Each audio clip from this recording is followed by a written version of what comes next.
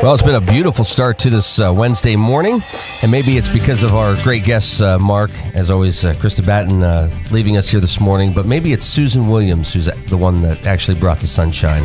We'll pit the two against each other here. Good morning, Susan. How are you? I'm great. I'll tell you, when Krista and I team up, though, it's going to be a great day. It's magical. It's magical. And you have a special guest this morning. I do. Brooke Kellogg is with me. Good morning, Brooke. Good morning. Welcome to the program. Thank you. All right, we're just going to put the camera on you, and we'll see you in about 20 minutes. There you go. Be the last time she ever shows up. Brooke is a recent graduate of Oil City High School, and she's going to serve as our Oil Heritage Festival MC this year. Brooke's grown up in Oil City and been through many festivals, and she's going to help us make sure that we get all of our concerts announced and our sponsors thanked, and she's going to be the one kind of carrying the mic this week. Wow, very nice. I'm really excited, yeah. Brooke, what just growing up and being a part of Oil City and the festival every year, what's your favorite part? Oh, goodness. I was asked this by Sam at KQW, too. I think, honestly, it's just the coming together, like the entire city just, stops everything just to come to this festival. And there's so much music, and it's just the atmosphere of Oil City during Oil Heritage is definitely something to really love about it. Yeah, just to see the pride. And you can feel it on the street already. Oh, exactly. Even though we, I think Oil Heritage Festival has begun it. We really kicked it off with the softball tournament and the art show reception. But over the last few days, while we don't have things going on so much downtown, I've seen the store owners out washing their windows and sweeping the streets and hanging their signs. And, everyone's ready because we know that there are guests in town, and we're ready for it. And this is the time of year, too, where you drive through any of these communities and you can certainly feel, just driving through, you can feel the spirit. Well, no, those are potholes you feel. Never mind. No potholes in downtown Oil City right now. We have all new paved streets. And again, we joke with PennDOT, but those guys have been working so hard, the guys and girls at PennDOT. They have. Oh, yes. It's been a tough summer, but they've been working hard, extra hours to get things caught up and done. So the parade route is nice and clean nice and all looks smooth. really nice and good. smooth. Yeah. Excellent. Okay. It is this week. It is happening. It is here. Let's go through the schedule. Okay, ready to go. I think we won't review what's done because, unfortunately, if people haven't gotten out there, they've missed a few things already. But tonight we've got the pet show. So the Venango County Humane Society will start the pet show at 6 o'clock in Justice Park. So all pets allowed. We'd like them leashed, but that includes everything from birds and fish and dogs and cats, of course. Wow. And we usually see a few reptiles and all kinds of interesting animals. Sometimes Mark walks through the park. There you go. I've forgotten the leash, though. There you go. We will let you come leash free. And of course, the Friends of the Library book sale has started today. So at Christ Episcopal Church over on the south side, you can go over and look through. I would say there are thousands of used books over there. Luke's already run his truck. He'll be on his way. All right. Well, that's a great place to stop in. And tomorrow we start, with really the kind of official activities of Oil Heritage Festival.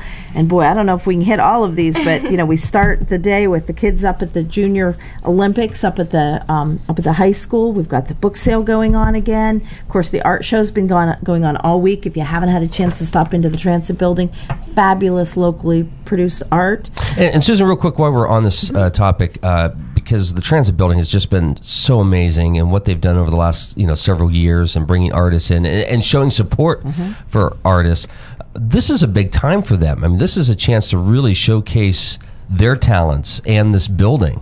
It really is. As people go in, I would encourage them to wander around a little bit. You might find a few of the studio artists in their studios. Of course, the Transit Fine Arts Gallery will be open. And then many of the artists who are have studios in the Transit Building also have their work in the show. So look around and see some of their work. It's really a beautiful show. It's a little different this year in that it is spread out because much of that building is occupied. The Great Room continues to be kind of the big focal point, but then the children's exhibit is in the annex on the 3rd floor, and Graffiti Gallery, where you may often go in and see shows month to month, that is one of the other exhibit spaces. So you're going to get a chance to move around and see the building anyway, so stop by some of the artist studios. Absolutely. As well. Yeah.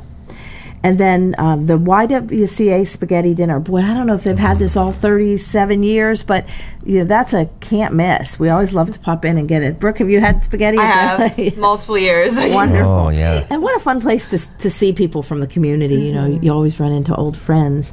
And then Children's Parade kicks off at 5:15. That's up at Wilson Avenue at the Free Methodist Church. The kids will line up there. They can pick up pre-registration forms, but registration actually happens there at the parade. We really want to encourage the community to come out and line the streets across 2nd Street and Central Avenue.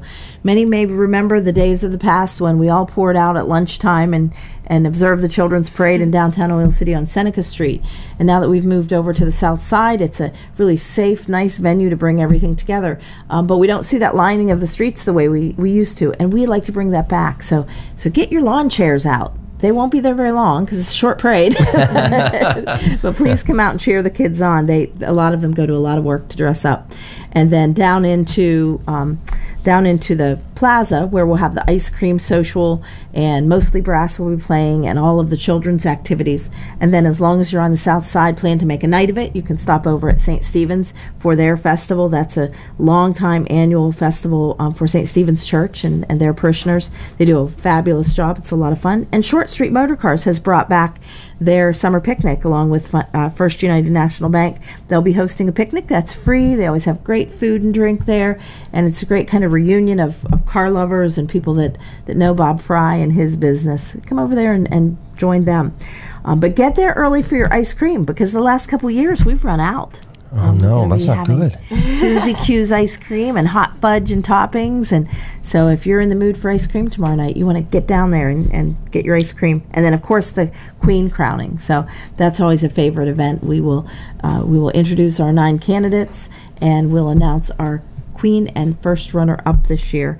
And then we'll end the evening from 8 to 10 with Border Ride, who's a great bluegrass band. Absolutely. It's going to be a fun night to get started in Oil Heritage Festival this year. And then the fun just continues. So, again, we can hit some highlights, Luke, but, yeah, you're going to want to grab a schedule. And if you can't find one in town somewhere, go online and you can find it on our website. The complete schedule is there. We've got the craft show on Friday. That's a favorite. We have more crafters this year than we've had in many, many years. That's fantastic. We're going to line the street. We've got some great eateries out. We've got the Boy Scouts are going to have their dinner up at Hassan Park last year. It was moved up there last year, and they had a great year, so we know they'll have another one this year. Let's see, what else is going on? And then you're going to want to plan Friday and Saturday nights in Justice Park. Again, we have local food vendors. We've got great music lined up. So we've got Route 8 and 2 for Flinching, both bands from this region on Friday night. And on Saturday night, we have Lawyers, Guns, and Money. Packed the place last year, so we expect to do that again this year. Now, we were talking about this, I think, Monday, Mark, with Emily Altamar at the Titusville Chamber. We were talking about when people actually put their chairs out for the parade, for the lineup. Do you have that problem in Oil City? Oh, it's not a problem. Not a problem. Not a problem. That's a great thing. More to like a phenomenon. Probably the only challenge that we have had no problems with. But when we extended the craft show to a 2-day craft show, which everyone has seemed to enjoy, over on Seneca Street, we had a number of people that had a long tradition of setting out their lawn chairs, maybe even the night before. And of course, the crafters are set up through about 3 o'clock on Saturday. So we would just ask if you've got a favorite spot along Seneca Street that maybe you just talk to the crafter or the business there and say, I'm going to lean my chairs up here and then be ready to roll it when the crafters are taken down. That's worked very well. But we will see on Saturday morning that there will be chairs all along the parade route. And, I encourage it as long as the property owner where you're setting up the chairs is cool with it. Well, I'll tell you what, this is, it's hard to believe it's this time of year. And it's just so much fun. And Brooke, as you said, growing up into this, it's something you guys look forward to every single year. Every single year, yeah. I'm pretty sure we end up playing it out most years. By this time, we're like, okay, we're gonna hit this day, this day. Make sure we're in the park for the fireworks on Saturday and everything. It's something just I think kids in Oil City can stop stressing a little bit, especially me going into college in a number of days. I'm just going to enjoy this weekend, not think about anything, and just enjoy like good weather and good food and good music and everything. Did you ever think that someday you'd be emceeing this event? No. Actually, I was really surprised when they called and asked, and I jumped on it immediately. I said, okay, I love it every year, and now I have an excuse to spend all of my time down there. So how long have you been working with Susan now? 2 weeks. Just about. You're an old ham. Well, I knew Brooke from some other community involvement in the past. So when many of the listeners have heard two of our past MCs, Bernie and Liesl Kober, who are wonderful young people in our community, and I'd been talking to them about possibly being involved, and they're busy. They're working, and said, but we have a great idea. We think that Brooke would make a wonderful MC this year, and I was familiar enough with Brooke to say, wow, I couldn't have thought of someone better. So she came in, and we knew it was a match. So I don't know what you see. I mean, she doesn't smile. She's very quiet. We're really kidding. excited. It'll be a great year. I think I mentioned to you earlier that we're still getting calls for the parade. It's looking like a great day. So if you're patient with us in getting your lineup and getting everything straight, we can still squeeze people in the parade. Might be squeezing them at the end of the parade, but if you want to come out and join the parade and haven't yet got your floater entry in, we'll do our best to make sure that you're included. I think we have stressed Dottie out enough with crafters. We have filled the craft show. So if you just decided to start beading or knitting, it's too late for this year. Keep working for next year. We'll take it next year.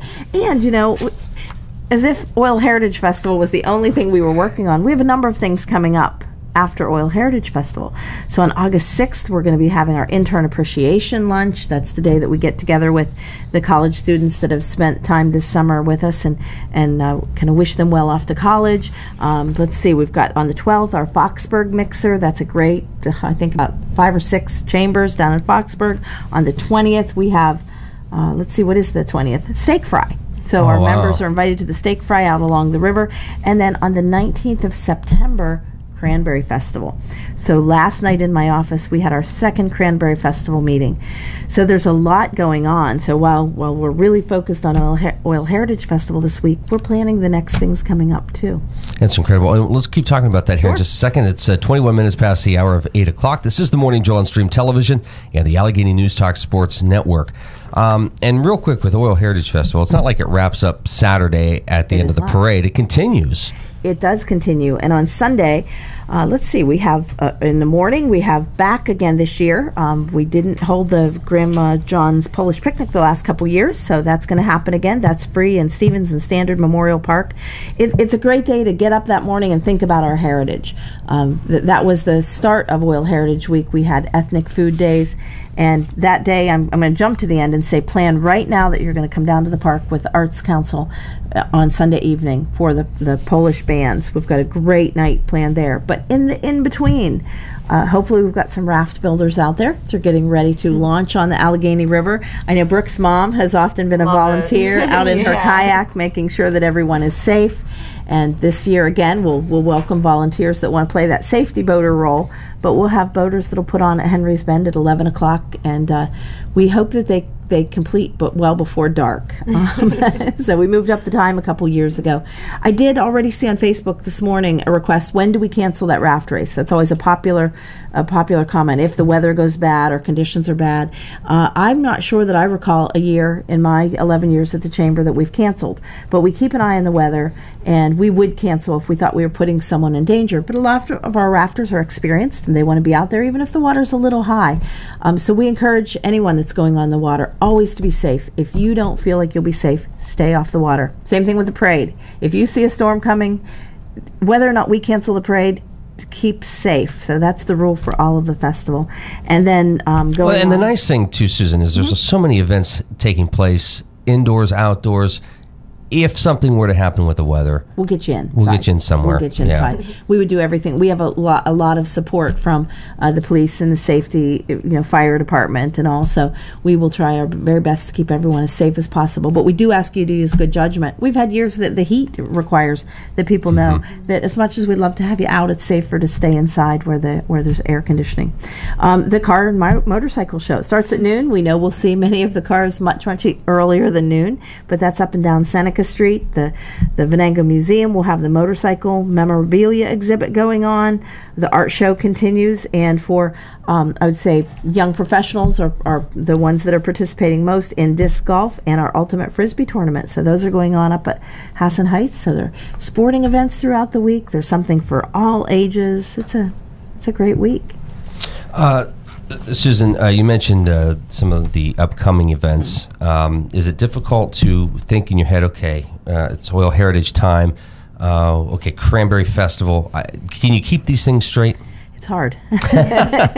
Yeah, we do. And by the way, I know the answer is yes, but we do. But it is challenging. During our meeting last night, I reminded the chair, Lisa Groner is the chair of our Cranberry Festival, and I said to her, "Would you mind just sending me a tweet, a text, a call, something on Tuesday, and say change gears? It's time, because we'll be just kind of coming off hopefully the glow of Oil Heritage Festival, and it helps to have have that teamwork where we all say, okay, back on track, and what do we need to do next?" Do you guys meet immediately following Oil Heritage Festival to sort of recap everything while it's fresh in your mind, or is that something that you kind of wait for a couple months? Well, we've done both. We had years where we very purposely pulled a team meeting together and reviewed, and we try to make that happen, but it can be hard since we've packed our schedule with things coming up immediately.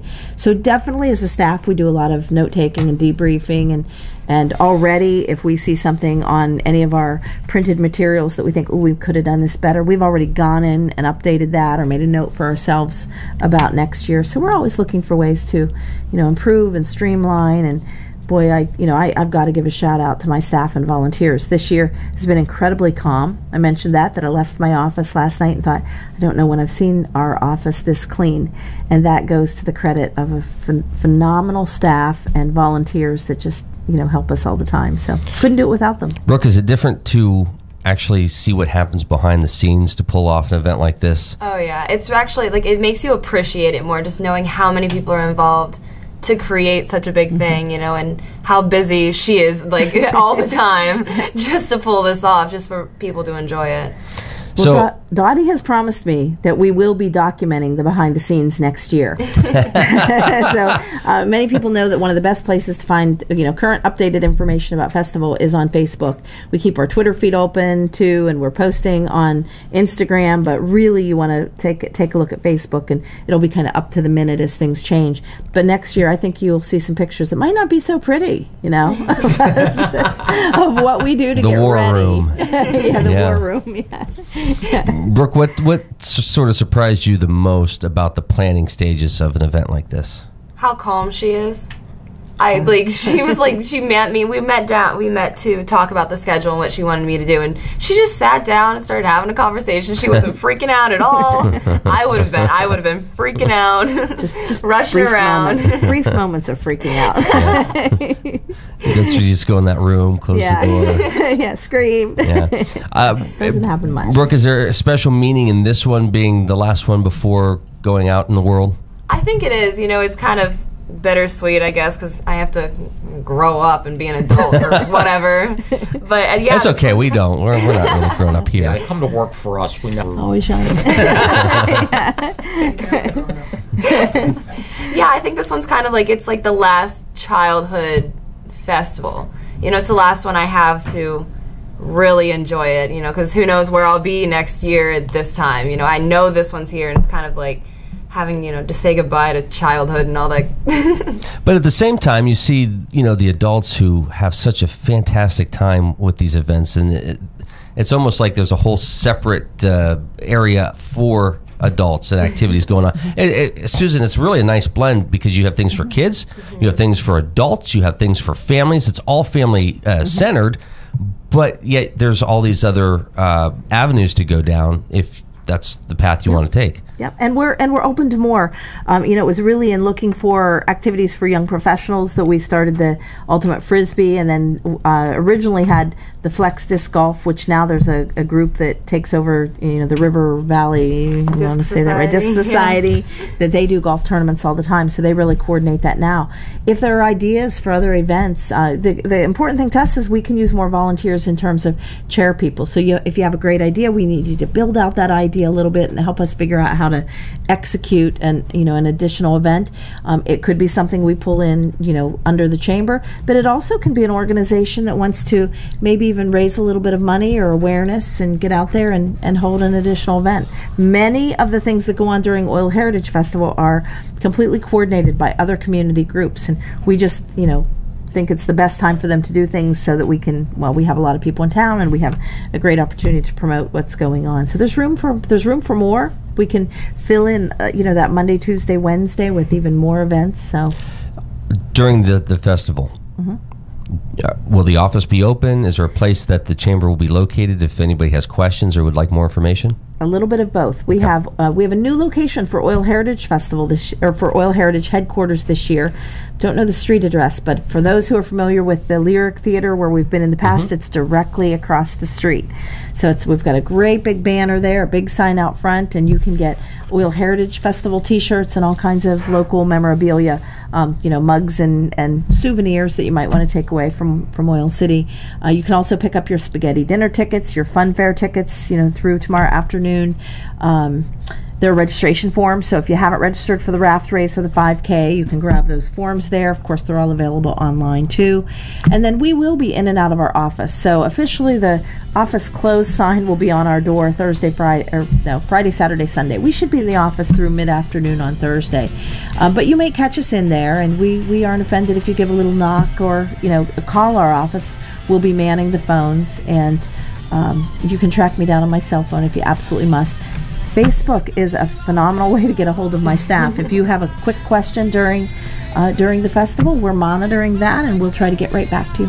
Alrighty. Brooke, Susan, thank you so much for stopping in this morning. Thank you. This is exciting. It is. Yay. And of course, I'm sure you guys will be running up and down the streets all weekend. So we'll be out and about. Yeah. So I should have trained better. I'll be tired. One of my favorite parts is having the microphone and being able to. I'll be walking up and down the streets with the microphone and talking to some of the people at the craft show as well as the car crews and stuff. So I'm really excited about being able to do that. Well, congratulations. It's a great opportunity, and best of luck in the fall. Thank you. Alrighty. Susan, we'll see you at the festival and next week. Yeah, I think we'll see you next week too. So. Alrighty. Sounds good. Thank you. Final look at news coming up next.